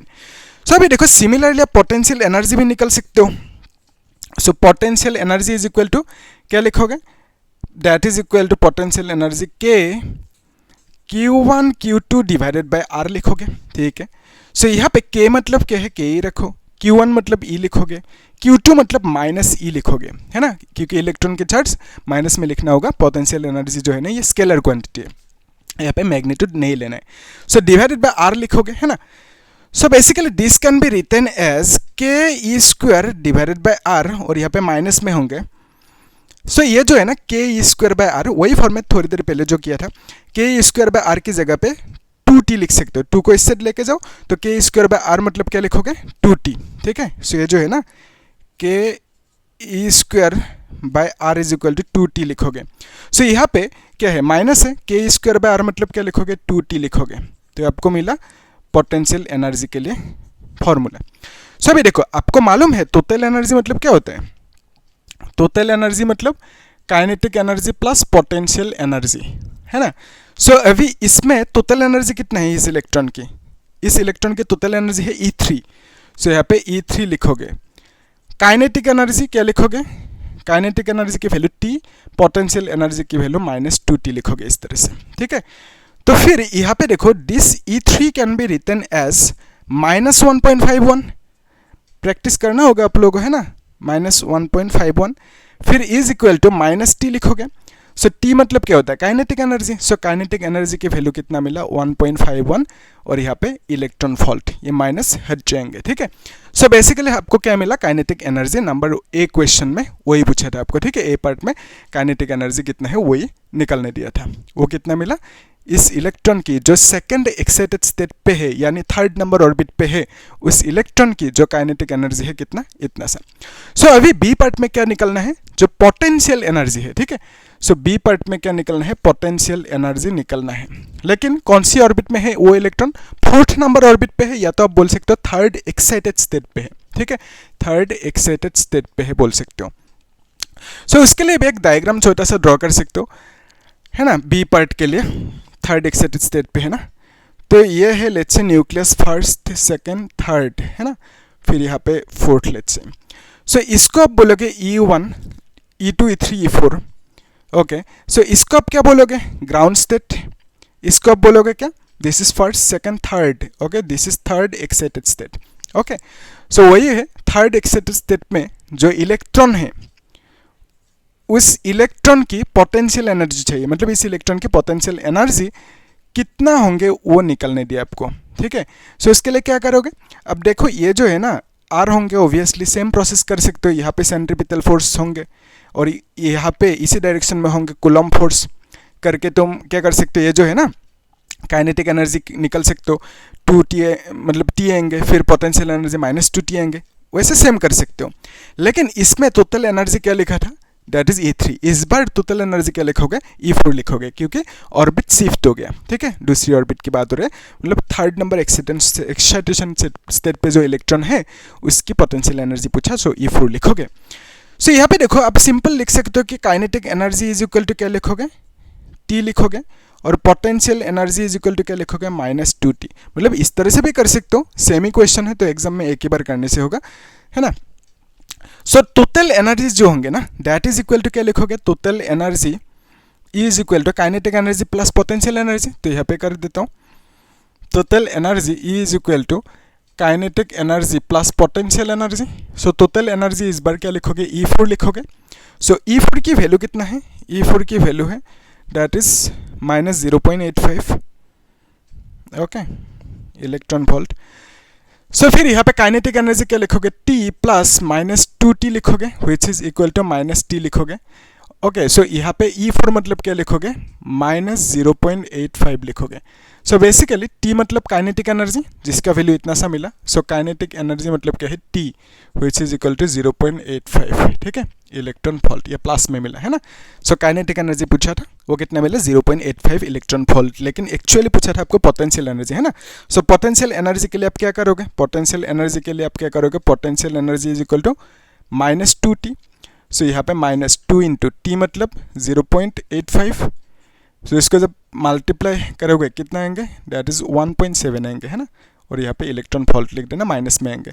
सो पोटेंशियल एनर्जी की वैल्यू माइनस में आ रही है ना, मतलब इतना सा एनर्जी देने से उस इलेक्ट्रॉन को आप बाहर निकल पाओगे, ठीक है। वो माइनस वही इंडिकेट कर रहे हैं कितना एनर्जी देना होगा इलेक्ट्रॉन को बाहर निकलने के लिए, है ना। सो ये जो है ना, इसमें पोटेंशियल एनर्जी निकल लिया आपने, दैट इज 1.7, यस, 2 8 जा 16 17 कर सकते हो इजी। सो ये हो गया पोटेंशियल एनर्जी। फिर लास्ट जो इसमें पूछा, दैट इज जब जंप करेंगे ना इस ऑर्बिट से, सो इससे E4 से जंप करेंगे E1 तक, तो उस केस में कितना लैम्डा रिलीज होंगे वो आपको पूछा है, ठीक है। तो उसके लिए यहाँ पे कर देता हूँ। सो सी पार्ट में लैम्डा की वैल्यू पूछा है ना। सो ट्रांजिशन जो हुआ, सो आप बोलोगे कि E4 से E1 तक गया, है ना। सो इस केस में जो लैम्डा की वैल्यू होंगे उसको निकालने के लिए आप क्या करोगे, आपको मालूम है that is E is equal to E2 minus E1, यहाँ पे 4 लगाओगे, मतलब 4 से मूव किया ना। सो E4 माइनस U1 कर दो, ठीक है। सो अभी देखो ये जो है ना, E मतलब क्या है, H न्यू है, ठीक है। और यहाँ पे E4 मतलब क्या है, E4 मतलब -0.85 माइनस 13.6 होंगे, and this is equal to, आप क्या लिखोगे, दिस इज इक्वल टू आप लिखोगे प्लस में होंगे ना। सो बेसिकली 12 पॉइंट, ये कितना होंगे, 5 से 5 क्या, तो 5 होंगे। सो फिर यहाँ पे 15.7 होंगे, ठीक है। सो 12.75 इतना सा होंगे। और यहाँ पे H न्यू मतलब क्या है, C is equal to lambda nu, ये तो फॉर्मूला मालूम है आपको, C is equal to lambda nu. तो न्यू इज इक्वल टू क्या लिखोगे, C बाई लैम्डा। सो यहाँ पे nu is equal to C divided by lambda लिखोगे। सो यहाँ से लैम्डा इज इक्वल टू, और ये इलेक्ट्रॉन वोल्ट में होंगे, ठीक है। इसको आप जो है ना यूनिट जूल पे लिखना होगा। So lambda is equal to क्या लिखोगे, क्रॉस मल्टीप्लाई करो। सो HC डिवाइडेड बाई 12.75 होंगे। सो H मतलब क्या है, 6.6 into 10 to the power -34 joule second. C मतलब speed of light 3 into 10 to the power 8 divided by क्या लिखोगे, 12.75, और ये इलेक्ट्रॉन वोल्ट में है। सो इसको जूल में कैसे लिखोगे, 1.6 इंटू 10 टू द पावर -19 से मल्टीप्लाई कर दो, ठीक है, तब जूल में आ जाएंगे। सो इसको आप कैलकुलेट कर सकते हो, कितना आएंगे आंसर बोलना मुझे कमेंट में, ठीक है। सो लैम्डा की वैल्यू उसमें पूछा कितना होंगे इस फोटोन की, ये जो लैम्डा है फोटोन की लैम्डा है ना, वेवलेंथ कितना होंगे पूछा, जब वो इलेक्ट्रॉन एक्चुअली क्या है, जब इलेक्ट्रॉन हायर एनर्जी स्टेट से लोअर एनर्जी स्टेट पे मूव करेंगे, जंप करेंगे, ट्रांजिट करेंगे, तो इस केस में क्या बोलोगे आप कि यहाँ पे एनर्जी रिलीज होंगे। जब लोअर एनर्जी स्टेट से हायर एनर्जी स्टेट पे मूव करेंगे, इसे उल्टा करेंगे, तो इस केस में एनर्जी एब्जॉर्ब करेंगे, मतलब एनर्जी लेंगे वो मूव करने के लिए, है इलेक्ट्रॉन। तो बेसिकली यहाँ पे हायर से लोअर पे आया, तो because of that energy release हुआ in the form of photon, मतलब फोटोन निकलेंगे, कुछ लाइट रेडिएशन निकलेंगे, फोटोन निकलेंगे, उस फोटोन की एनर्जी E4 माइनस E1 करके निकल सकते हो, और वहाँ से अपने लैम्डा फाइंड आउट कर लिए, इजी कर सकते हो, है ना। सो अभी जो नेक्स्ट क्वेश्चन है, यह तो हो गया है ना। सो नेक्स्ट जो क्वेश्चन है इसको भी देख लेते हैं साथ में, इसको मिटाना होगा, ठीक है। सो क्या पूछा, एक बार पढ़ो एटलीस्ट क्वेश्चन को, है ना। नेक्स्ट इसमें कर पाओगे कि नहीं एक बार चेक करो, है ना। वीडियो को पॉज करके ट्राई करो, एक बार पढ़ो क्वेश्चन को, इसके बाद सॉल्यूशन को देखना। ये क्वेश्चन CBSE बोर्ड एग्जाम 15 में पूछा, 2016 में पूछा, और 2023 JEE में इनमें पूछा। अच्छे से देखना क्या पूछा, calculate the shortest wavelength in the Barmer series of hydrogen atom. Actually shortest wavelength मतलब क्या है, आपको एक कॉन्सेप्ट मालूम है। कॉन्सेप्ट क्या है कि energy is equal to H nu. Okay, so nu मतलब क्या लिख सकते हो, न्यू मतलब C बाई लैम्डा। सो यहाँ से H and C is constant, तो आप लिख सकते हो कि E is proportional to 1 by lambda. So इसका मतलब एनर्जी ज़्यादा होंगे तो लैम्डा कम, ठीक है। अगर आपको बोला कि शॉर्टेस्ट लैम्डा कम, सो इसका मीनिंग क्या समझोगे कि एनर्जी का वैल्यू जो होंगे ना वो ज़्यादा होंगे, है ना, एनर्जी मैक्सिमम होंगे, ठीक है। तो शॉर्टेस्ट लैम्डा मतलब एनर्जी मैक्सिमम, अगर एनर्जी मिनिमम होंगे तो लैम्डा की वैल्यू मैक्सिमम होंगे, यानी लॉन्गेस्ट होंगे लैम्डा, ठीक है। सो इसी कॉन्सेप्ट पे ये क्वेश्चन है। सो फिर यहाँ पे क्या पूछा आपको, calculate the shortest wavelength in the Balmer series. Okay, so ये है first orbit, second, third, fourth, इस तरह से। सो इसको आप बोलोगे E1, इसको आप बोलोगे E2, इसको आप बोलोगे E3, इसको आप बोलोगे 4, है ना। सो यहाँ पे E5, E6 जो भी है मतलब। सो ऐसे समझो कि क्वेश्चन में आपको पूछा कि बार्नर्ड सीरीज, तो लाइमैन के बाद बार्नर रहता है ना, तो यहाँ पे बार्नर्ड सीरीज बोला। सो इसमें कौन सी रे होंगे, मतलब अल्ट्रा वायलेट होंगे या फिजिबल होंगे। सो ऑब्वियसली बार्नर्ड सीरीज है तो इसमें क्या होंगे, फिजिबल होंगे, है ना। तो अगर लाइमैन सीरीज होंगे तो अल्ट्रा वायलेट, बार्नर में फिजिबल, बाकी इंफ्रारेड। तो लेट्स कंसीडर, यहाँ से एक लाइट फॉल किया, यहाँ से एक लाइट फॉल किया, यहाँ से भी एक फॉल किया लाइट, ठीक है। सो ये जो सीरीज है इसको आप बोलोगे बार्नर्ड सीरीज है तो बार्नर्ड सीरीज, है ना, L/Ln। तो यहाँ पे बार्नर्ड सीरीज आपको मिला। और इस केस में आपको क्या चाहिए, आपको चाहिए शॉर्टेस्ट, ये शॉर्टेस्ट वेवलेंथ चाहिए। सो शॉर्टेस्ट वेवलेंथ के लिए एनर्जी क्या होना होगा, मैक्सिमम। सो मैक्सिमम एनर्जी कब मिलेंगे, देखो यहाँ से जब ट्रांजिट करेंगे, मूव करेंगे इलेक्ट्रॉन, तो इस केस में कुछ फोटोन रिलीज होंगे, एनर्जी होंगे, उसका जो एनर्जी होंगे वो कम होंगे कंपेयर टू दिस एनर्जी। जब यहाँ से मूव करेंगे ना, सो ये गैप ज़्यादा हुआ, एनर्जी ज़्यादा गैप है। सो बिकॉज ऑफ दैट यहाँ से जो फोटोन रिलीज होंगे, इस फोटोन की जो एनर्जी होंगे, इस फोटोन के जो एनर्जी होंगे वो एनर्जी क्या होंगे, इस फोटोन की एनर्जी ज़्यादा होंगे। सो अगर मैक्सिमम एनर्जी चाहिए तो इस केस में क्या करोगे आप, एनर्जी मैक्सिमम के लिए ये जो है ना, इसको बहुत दूर से लो, मतलब आप बोल सकते हो कि इन्फिनिटी से लेके, लेट्स से ये इन्फिनिटी पे है ना। सो इन्फिनिटी से इलेक्ट्रॉन को आपने क्या किया, लेके, इलेक्ट्रॉन यहाँ पे इन्फिनिटी पे है। सो इन्फिनिटी से जब लेके आओगे तो ज़्यादा गैप हो गया ना, सो मतलब एनर्जी मैक्सिमम होंगे।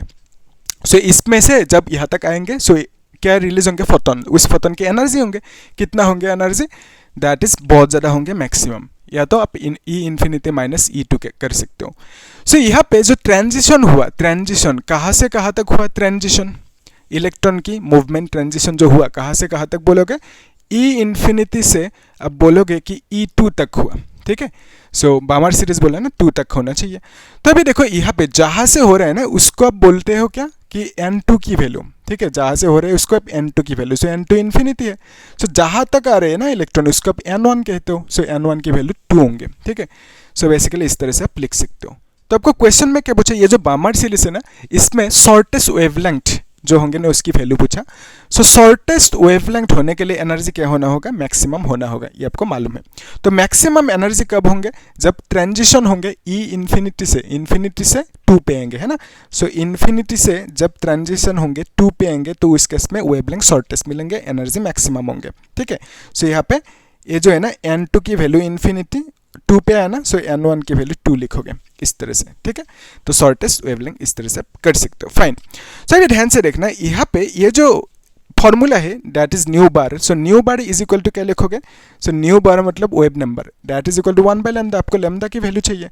सो 1/λ इज इक्वल टू क्या लिखोगे, रीडबर्ग कांस्टेंट 1/n1। सो n1 स्क्वायर, तो n1 की वैल्यू क्या लिखोगे, 2 लिखोगे क्योंकि 2 पे है ना, 2 स्क्वायर माइनस n2 मतलब क्या है, इन्फिनिटी, सो इन्फिनिटी स्क्वायर लिखोगे इस तरह से, है ना। सो अभी देखो ये जो है इसको आप क्या कह सकते हो, this is equal to r, और यहाँ पे 1/∞ मतलब 0 होता है, so this is 1/4। So lambda is equal to 4 divided by r लिखोगे। सो r मतलब क्या है, 1.1 इंटू 10⁻7, ओके। सो ये रीडबर्ग कांस्टेंट है, r इज इक्वल टू 1, ये फिक्स वैल्यू है ना। सो अभी देखो इसको अगर आपने ऊपर सपोज 10 मल्टीप्लाई किया, ये 40 होंगे, नीचे भी 10 कर तो ये 11 होंगे। सो ये ऊपर जाएंगे तो 10⁻⁻7। सो इसको आप क्या लिख सकते हो, 11 3 ज़ा 33, ओके। फिर यहाँ पे 7 होंगे, 11 6 ज़ा 66, फिर यहाँ पे 11 3 ज़ा कर सकते हो इंटू 10⁻⁻7 मीटर में होंगे ये लैम्डा की वैल्यू। सो इसको अगर नैनोमीटर में सपोज ऑप्शन में है तो आप क्या करोगे, ऊपर भी आप 10⁻2 मल्टीप्लाई करो, नीचे भी 10⁻2 करो, तो इससे लाभ क्या होंगे, ऊपर ये 360 होंगे और ये 10⁻2 ऊपर जाएंगे तो -2 होंगे। सो इसके साथ एडजस्ट करो, इट विल बिकम -9 ये मीटर। सो बेसिकली 363 नैनोमीटर लिख सकते हो, 10⁻9 मतलब नैनोमीटर, ठीक है। सो यही पूछा था आपको, लैम्डा की वैल्यू कितना मिला, इतना सा, ठीक है। तो नैनोमीटर में मिला। अगर आपको सपोज ऑप्शन में एंगस्ट्रॉम में देके रखा तो इस केस में कितना एंगस्ट्रॉम होंगे, ट्राई करो अभी, ठीक है, बोलना कमेंट में। है ना। सो ये तो आपको मिल गया लैम्डा की वैल्यू कितना पूछा था। और ये जो लैम्डा है, ये लैम्डा क्या होंगे, शॉर्टेस्ट वेवलेंथ होंगे, है ना, वही पूछा था शॉर्टेस्ट वेवलेंथ, आपको मिल गया लैम्डा की वैल्यू शॉर्टेस्ट वेवलेंथ कितना, इतना से 360 नैनोमीटर, ठीक है, कर सकते हो। सो अभी जो नेक्स्ट क्वेश्चन है वो भी इंटरेस्टिंग, उसको भी देख लेते हैं साथ में, इजी है, इंटरेस्टिंग भी है। सो अब ट्राई करो, है ना, इसी टाइप का क्वेश्चन है, ट्राई करो एक बार, कर सकते हो।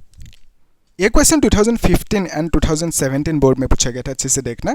क्या पूछा, using Rydberg formula calculate the longest wavelength. इस बार हमें लॉन्गेस्ट वेवलेंथ पूछा belonging to Lyman and Balmer series. Okay, so इसमें इस बार पहले नंबर ए पार्ट में, ए नहीं दिया फिर भी हम लोग ऐसे ए कंसिडर किया। सो ए पार्ट में जो लाइमन सीरीज है ना, सो लाइमन सीरीज की केस में जो लॉन्गेस्ट वेवलेंथ है, वेवलेंथ मतलब लैम्डा, है ना, सो लॉन्गेस्ट वेवलेंथ की वैल्यू पूछा लाइमन सीरीज में ए पार्ट में। और फिर नेक्स्ट बी पार्ट में क्या पूछा, बी पार्ट में भी वही पूछा कि बाल्मर सीरीज में जो लॉन्गेस्ट वेवलेंथ होंगे लैम्डा होंगे वो पूछा, ठीक है।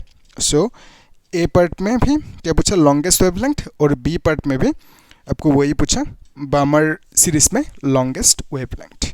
सो आप ऐसे समझो कि ये जो लाइमन सीरीज है ना, इसमें लॉन्गेस्ट वेवलेंथ चाहिए, तो इसको आप ऐसे कंसीडर करो, ये है nucleus, first orbit, second orbit, third orbit, fourth orbit, इस तरह से, ठीक है। सो आपको क्या चाहिए, लॉन्गेस्ट लैम्डा चाहिए। तो लॉन्गेस्ट लैम्डा कब मिलेंगे, जब एनर्जी की वैल्यू जो होंगे ना, एनर्जी की वैल्यू मिनिमम होने से लॉन्गेस्ट होंगे लैम्डा की वैल्यू, ठीक है। तो अभी ध्यान से देखना, लेट्स कंसीडर एक ये है एनर्जी स्टेट E1, इसको E2, इसको E3 कंसीडर किया, इसको E4, इस तरह से। सो लाइमन सीरीज में क्या होंगे, पहला ऑर्बिट में आएंगे, है ना, तो इस तरह से आ रहे हैं।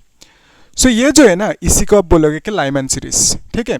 सो इसमें लॉन्गेस्ट वेवलेंथ कब होंगे, जब एनर्जी मिनिमम होंगे। सो एनर्जी मिनिमम कब होंगे, जब ट्रांजिशन यहाँ से यहाँ तक होंगे तो एनर्जी मैक्सिमम रिलीज होंगे। सो यहाँ से यहाँ तक ट्रांजिशन होंगे तो उस केस में जो एनर्जी मिलेंगे वो एनर्जी मतलब फोटोन मिलेंगे, एक्चुअली फोटोन की एनर्जी क्या होंगे, मिनिमम होंगे। सो फोटोन की एनर्जी मिनिमम मतलब लैम्डा की वैल्यू क्या होंगे, मैक्सिमम, या तो आप बोलोगे लॉन्गेस्ट होंगे लैम्डा की वैल्यू, ठीक है। सो लैम्डा की वैल्यू लॉन्गेस्ट होने के लिए जो ट्रांजिशन होंगे तो वो ट्रांजिशन E2 से E1 तक होना होगा, यानी n जहाँ से आ रहे हैं ना उसको आप बोलते हो N2, सो N2 की वैल्यू 2, जहाँ तक आ रहे हैं उसको बोलते हो N1, तो N1 की वैल्यू 1 होंगे। सो यहाँ से आप वो जो फॉर्मूला है लिख सकते हो, आपको लैम्डा चाहिए, so 1 by lambda is equal to R, 1 by N1 की वैल्यू क्या लिखोगे, 1 स्क्वायर माइनस N2 मतलब आप लिख दो 2 स्क्वायर, ठीक है। तो यहाँ से आप लिख सकते हो कि R into this is 4 3 by 4 होंगे, ठीक है। So basically lambda is equal to आप लिख सकते हो कि 4 डिवाइडेड बाई 3R, है ना। सो बेसिकली 4 से जब डिवाइड करोगे इसको कितना मिलेंगे, 3 1 जा 3, 3 3 जा, इस तरह से लिख सकते हो, ठीक है। फिर नीचे क्या लिखोगे, फिर R है ना, R मतलब क्या है 1.1 इंटू 10 टू द पावर 7 लिखोगे, तो डेसिमल को कैंसिल कर दो, मतलब आप लिख सकते हो 13.3 divided by 11 into 10 to the power -7, इसको डिवाइड कर सकते हो, 11 1 जा 11, फिर 11 2 जा 22, फिर 23 है ना, 11 1 जा 11। सो बेसिकली इस तरह से लिख सकते हो, और इसको 10 टू द पावर -7 रखा, ये मीटर में होंगे, सो इसको नैनोमीटर में लिखना है, तो आप क्या करोगे 10 टू द पावर 2 ऊपर 10 टू द पावर 2 नीचे, सो इस केस में क्या होंगे 121 लिख सकते हो, और ये ऊपर जाएंगे तो -2, so basically 10 to the power -9 metre, which is nothing but 121 nanometre लिख सकते हो, ठीक है। सो ये जो लैम्डा है, ये लैम्डा क्या होंगे, लॉन्गेस्ट लैम्डा होंगे, ठीक है, लॉन्गेस्ट। सो क्यों होंगे लॉन्गेस्ट, क्योंकि एनर्जी इसमें मिनिमम है ना। सो एनर्जी मिनिमम होने से वेवलेंथ मैक्सिमम होंगे, या तो लॉन्गेस्ट बोल सकते हो। सिमिलरली जो बामर की केस है उसमें भी कर सकते हो, है ना, तो इसमें तो 121 इसको आप नैनोमीटर में लिख दिया। और इस लाइमन सीरीज के केस में क्या होता है, जो एनर्जी रिलीज होंगे वो UV अल्ट्रा वायलेट होंगे, सो वही पूछा आपको, ये जो लैम्डा होंगे सो ये कौन सी रेंज में होंगे, UV रेंज में होंगे, ठीक है। और नेक्स्ट अभी क्या है, बामर सीरीज, तो बामर सीरीज में क्या होंगे कि ये न्यूक्लियस है से, ठीक है, first orbit, second orbit, third orbit, fourth, fifth, इस तरह से होंगे। सो इसको आपने बोल दिया कि U1 E2 E3 E4 इस तरह से, ठीक है। तो जब भी 2 पे फॉल करेंगे, सपोज 3 पे इलेक्ट्रॉन है वो 2 पे आया, तो क्या होंगे, एक लाइट मिलेंगे, फिर 4 से यहाँ पे आया तो भी लाइट मिलेंगे, है ना, यहाँ से भी आ सकते हैं 5 से। तो बेसिकली ये जो सीरीज है इसको आप बोलोगे बाल्मर सीरीज या तो बामर सीरीज, है ना। तो बेसिकली यहाँ पे ये सीरीज मिला एक। तो इसमें भी क्या होंगे, जो क्या चाहिए आपको, लॉन्गेस्ट वेवलेंथ। तो लॉन्गेस्ट वेवलेंथ मतलब आपको एनर्जी जो है वो एनर्जी मिनिमम होना होगा। सो लॉन्गेस्ट वेवलेंथ मतलब एनर्जी क्या होंगे, मिनिमम होंगे। मिनिमम एनर्जी कब होंगे, जब ट्रांजिशन यहाँ से यहाँ तक होंगे, ठीक है, मिनिमम एनर्जी के लिए। सो यहाँ पे क्या होंगे, जो फोटोन निकलेंगे, ट्रांजिशन यहाँ पे होने से फोटोन निकलेंगे ना। सो फोटोन जब निकलेंगे, क्यों निकला, क्योंकि यहाँ की इलेक्ट्रॉन यहाँ तक मूव हुआ, तो एनर्जी क्या किया, चेंज किया, ज़्यादा एनर्जी से कम एनर्जी पे, तो मतलब क्या होंगे, एनर्जी रिलीज होंगे इन द फॉर्म ऑफ फोटोन। तो एक फोटोन रिलीज हुआ। सो इस फोटोन की जो एनर्जी होंगे वो एनर्जी क्या होंगे, वो एनर्जी मिनिमम होंगे। सो फोटोन की एनर्जी मिनिमम होने से लैम्डा क्या होते हैं, ऑटोमेटिकली मैक्सिमम होंगे। मैक्सिमम मतलब आप बोलोगे कि लॉन्गेस्ट होंगे लैम्डा, ठीक है। सो लैम्डा की वैल्यू लॉन्गेस्ट होंगे, वही चाहिए आपको। सो आप क्या लिखोगे, सो इसमें ट्रांजिशन कहाँ से कहाँ तक होना पड़ेगा, तो आप बोलोगे कि E3 से E2 तक होना होगा, तब आपको क्या मिलेंगे, लॉन्गेस्ट वेवलेंथ मिलेंगे, ठीक है, और एनर्जी मिनिमम मिलेंगे, कर सकते हो E3 से E2 तक। तो इस केस में जो क्या लिखोगे आप, formula which is equal to, लिख देते डायरेक्टली 1/λ इज इक्वल टू, है ना, 1/λ is equal to R 1/n1। n1 मतलब जहाँ तक आ रहे हैं ना, तो कहाँ से आ रहे हैं, 3 से आ रहे हैं, तो 3 मतलब आप बोलोगे n2 की वैल्यू, और n1 की वैल्यू मतलब 2 पे आ रहे हैं, तो n1 की वैल्यू 2 होंगे, जहाँ तक आ रहे हैं वो ये अनुमान है। तो यहाँ पे क्या लिखोगे, 1/n1 स्क्वायर मतलब आप लिखोगे 2 स्क्वायर, फिर माइनस n2 मतलब क्या लिखोगे, 3 स्क्वायर लिखोगे, इस तरह से, ठीक है। तो n2 मतलब जहाँ से है, तो बेसिकली यहाँ से भी ये जो R है ना, R की वैल्यू आप बिठा सकते हो, इसको आप कैलकुलेट कर सकते हो। तो लैम्डा की वैल्यू कुछ आएंगे, कितना आएंगे वो बोलना मुझे, ठीक है। सो इसमें लैम्डा की वैल्यू कुछ आया और इसमें लैम्डा की वैल्यू कुछ आएंगे, किसमें ज़्यादा आएंगे वो बोलना मुझे कमेंट में, ठीक है, कर सकते हो, ईजी है ना। सो ये तो हो गया। अभी जो नेक्स्ट क्वेश्चन है उसको भी सॉल्व कर लेते हैं, ठीक है। इजी है next question, last question JEE की। सो ये इजी क्वेश्चन है, कर सकते हो, है ना। सो ये सब अच्छे से नोट करके रखना है ना कॉन्सेप्ट्स को। सो क्या पूछा इस क्वेश्चन में, the short wavelength limit for the Lyman series, और ये क्वेश्चन 2017 बोर्ड में पूछा और JEE मेन 2023 में, ओके, अच्छे से देखना। The short wavelength limit for the Lyman series of the hydrogen spectrum is this much, okay. So Lyman series मतलब आप जानते हो ये है first, second, third, fourth, let's say, है ना, तो यहाँ पे फिफ्थ है। सो यहाँ पे ऐसे समझो कि ये है energy E1, energy E2, energy E3, energy E4, इस तरह से है। और इलेक्ट्रॉन जो है ना, लाइमैन सीरीज की केस में क्या होंगे, लाइमैन सीरीज की केस में यहाँ तक आएंगे, है ना, 1 तक आएंगे लाइमैन सीरीज की केस में। सो ये है लाइमैन सीरीज। तो लाइमैन सीरीज के केस में जो शॉर्ट वेवलेंथ कब होंगे, जब मैक्सिमम होंगे, है ना, एनर्जी। सो ऐसे समझो, वही है ना, जो एनर्जी इज इक्वल टू क्या है, प्रोपोर्शनल टू 1/λ, अभी भी जो मिला। सो ये है लेट्स से इन्फिनिटी पे सीरीज, मतलब जो ऑर्बिट है। सो एक इलेक्ट्रॉन इन्फिनिटी पे है, सो इन्फिनिटी से यहाँ तक आया, ठीक है। सो बेसिकली यहाँ पे जो एनर्जी रिलीज होंगे वो एनर्जी क्या होंगे, मतलब फोटोन रिलीज होंगे, उस फोटोन की एनर्जी क्या होंगे, मैक्सिमम होंगे, ठीक है, मैक्सिमम, क्योंकि एनर्जी गैप ज़्यादा है, इन्फिनिटी से आया। So maximum energy. सो अगर एनर्जी मैक्सिमम होंगे तो वेवलेंथ क्या होंगे, मिनिमम होंगे। मिनिमम वेवलेंथ मतलब आप बोलोगे शॉर्टेस्ट वेवलेंथ होंगे, ठीक है। सो शॉर्टेस्ट वेवलेंथ मिनिमम। सो कब हो सकता है शॉर्टेस्ट वेवलेंथ, जब ट्रांजिशन इन्फिनिटी से कहाँ तक होंगे, E1 तक होंगे, है ना। और ये सीरीज कौन सी है, लाइमैन सीरीज बोला गया क्वेश्चन में, ठीक है। सो ट्रांजिशन जब इस तरह से होंगे, और ये जो है ना लैम्डा की वैल्यू देके रखा है आपको, लेकिन नेक्स्ट इसी में पूछा calculate the short wavelength limit for Barmer series, okay, ध्यान से देखना। ये तो है लाइमैन सीरीज की केस, ओके। सो ये हुआ लाइमैन सीरीज की केस, ये लाइमैन सीरीज। तो बार्मर सीरीज की केस में क्या बोला कि अभी क्या देखना है, बार्मर सीरीज, इसमें क्या है कि ये है nucleus first, second, third, fourth, इस तरह से है लेट्स से, है ना। सो ये है E1, E2, E3, E4, let's say E5, ये इन्फिनिटी है ना, बहुत दूर कहीं पे है, इन्फिनिटी ऐसे समझो, ठीक है, इन्फिनिटी पे है, दूर कहीं पे है। सो यहाँ पे लेट्स से जो इलेक्ट्रॉन है, इलेक्ट्रॉन यहाँ तक आया। सो बेसिकली जब 2 पे आएंगे ना, है ना, बाकी हायर एनर्जी ऑर्बिट से जब 2 पे आएंगे तो उसको आप क्या बोलोगे, बार्मर सीरीज, ठीक है। ये तो लाइमैन हो गया, 2 पे आने से बार्मर सीरीज। तो ये जो है ना, जो एनर्जी मतलब इन्फिनिटी से जब आएंगे तब क्या होंगे, इलेक्ट्रॉन जो इन्फिनिटी से आएंगे ना, तो एनर्जी रिलीज होंगे, मतलब फोटोन रिलीज होंगे, उस फोटोन की जो एनर्जी होंगे, तो इस केस में क्या होंगे, एनर्जी मैक्सिमम होंगे, ठीक है। तो अगर एनर्जी मैक्सिमम होंगे तो वेवलेंथ की वैल्यू क्या होंगे, मिनिमम होंगे, यानी शॉर्टेस्ट वेवलेंथ होंगे, ठीक है, मिनिमम होंगे। सो उसी वेवलेंथ की वैल्यू पूछा आपको इसमें, ठीक है। सो इसमें शॉर्टेस्ट वेवलेंथ की वैल्यू कितना होंगे वो पूछा, और इसमें शॉर्टेस्ट वेवलेंथ की वैल्यू इसमें दे के रखा। ये जो लैम्डा है ना, शॉर्टेस्ट वेवलेंथ की वैल्यू इसमें लैम्डा की वैल्यू दे के रखा। कितना दे के रखा? 913.4। ओके, सो यहाँ पे 913.4 एंगस्ट्रॉम इतना सा दे के रखा लैम्डा की वैल्यू, ठीक है। तो यहाँ पे लैम्डा की वैल्यू हमें दे के रखा 913.4। तो यहाँ पे लैम्डा की वैल्यू कितना है वो पूछा आपको, ठीक है। तो यहाँ पे भी शॉर्टेस्ट वेवलेंथ मिलेंगे जब ट्रांजिशन कहाँ से कहाँ तक होंगे, इन्फिनिटी से। सो यहाँ पे ट्रांजिशन इन्फिनिटी से E2 तक होना होगा, और यहाँ पे जो ट्रांजिशन हुआ कहाँ से होंगे, इन्फिनिटी से E1 तक होंगे, ठीक है। सो यहाँ पे n2 की वैल्यू कितना होंगे, n2 की वैल्यू आप लिखोगे इन्फिनिटी। सो n1 की वैल्यू 1 लिखोगे क्योंकि 1 तक है। सो यहाँ पे n2 की वैल्यू क्या लिखोगे, इन्फिनिटी, और यहाँ पे n1 की वैल्यू 2 लिखोगे क्योंकि 2 तक है, ठीक है। सो यहाँ पे देखो जो फॉर्मूला है, फॉर्मूला क्या है, that is equal to 1 by lambda is equal to r 1 by n1 minus 1 by infinity square, है ना। So basically this can be written as, ये तो 1 होंगे, 1 by infinity 0। So 1 by lambda is equal to r, यानी r की वैल्यू 1 by lambda मिला। सो यहाँ पे भी हमें लैम्डा चाहिए, r की वैल्यू बिठा सकते हैं। सो बेसिकली यहाँ पे लैम्डा इज इक्वल टू क्या लिखोगे, r 1 बाई n1 मतलब इस बार 2 लिखोगे माइनस, और यहाँ पे इन्फिनिटी स्क्वायर लिखोगे, ठीक है। प्रैक्टिस करना होगा, 2 दिन में प्रैक्टिस करना आराम से हो जाएंगे, है ना। तो बेसिकली यहाँ पे इन्फिनिटी और यहाँ पे क्या लिखोगे, जो है 2 लिखोगे n1 की जगह पे, कर सकते हो। सो ये तो 1 बाई लैम्डा होंगे, है ना। फॉर्मूला है 1 by lambda is equal to this much. तो ये जो है ना, r की जगह पे आप क्या लिख सकते हैं, एक्चुअली r की जगह पे आपको दे के रखा है ना, r इज इक्वल टू क्या है, 1 बाई लैम्डा। सो लैम्डा की वैल्यू आपको इसमें दे के रखा, कितना है, 913.4 एंगस्ट्रॉम, ठीक है, इतना सा दे के रखा।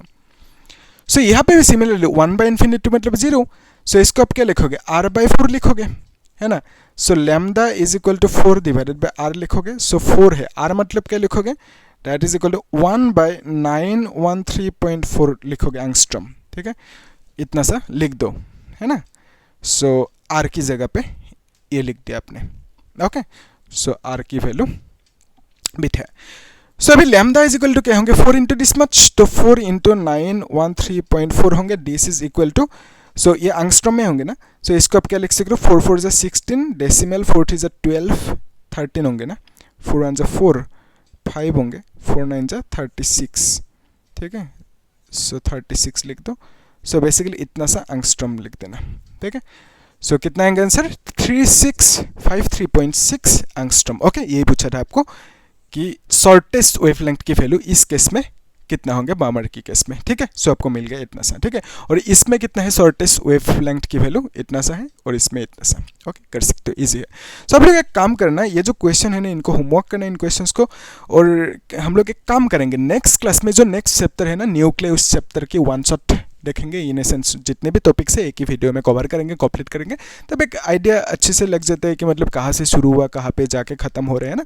तो एक पिक्चर, क्लियर पिक्चर छप जाता है दिमाग में, है ना। तो उस हिसाब से करने से अच्छा है। तो हम लोग देखेंगे नेक्स्ट क्लास में न्यूक्लियर चैप्टर की एटॉम के, न्यूक्लियर चैप्टर के 1 शॉट।